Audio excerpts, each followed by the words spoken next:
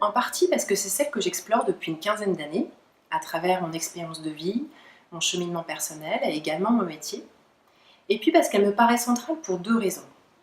La première, c'est que l'épanouissement personnel, le fait de se réaliser, c'est une aspiration plus ou moins consciente de chaque individu au cours de sa vie. Et la deuxième, c'est que j'y vois un intérêt à l'échelle sociétale.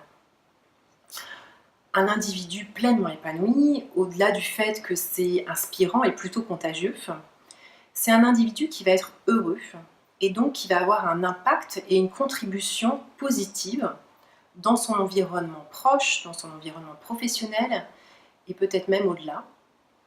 Et en quelque sorte, on pourrait dire que la réussite collective, c'est la somme ou le résultat de l'épanouissement personnel de chacun d'entre nous.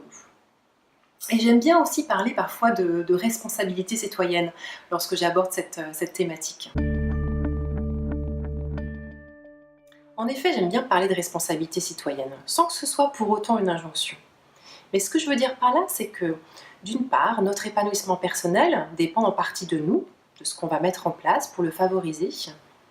Et d'autre part, je vois notre société un peu comme un vaste écosystème, à l'image des écosystèmes naturels, où chaque individu a une place, chaque individu a un rôle à jouer, et que la particularité de chacun, si elle est dévoilée, est forcément une richesse pour le collectif.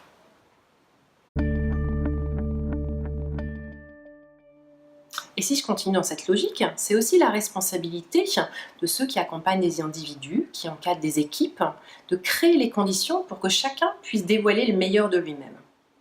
Je nous vois parfois un peu comme des jolies fleurs sous une cloche de verre toute étroite qui nous empêche de nous ouvrir pleinement, de nous épanouir et qui peut nous étouffer aussi parfois.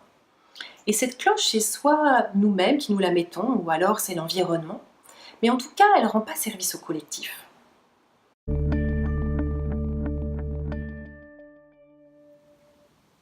Parce que s'épanouir, oser se déployer, se dévoiler, c'est un chemin qui prend du temps, chacun a son rythme. D'ailleurs, on ne peut pas tirer sur une fleur pour qu'elle pousse plus vite. Ce chemin, il peut se faire de différentes façons, mais dans tous les cas, je pense que sur ce chemin, on a besoin de temps d'arrêt. C'est un peu comme quand on prend la route pour un long voyage, les pauses sont vraiment essentielles. Et pouvoir le faire en silence apporte une dimension supplémentaire. Parce que le silence permet une vraie écoute intérieure. Il permet d'entendre cette petite voix qui nous parle, qui nous souffle le chemin bien souvent, mais qu'on a du mal à entendre dans le brouhaha, dans l'agitation, dans la distraction de notre quotidien.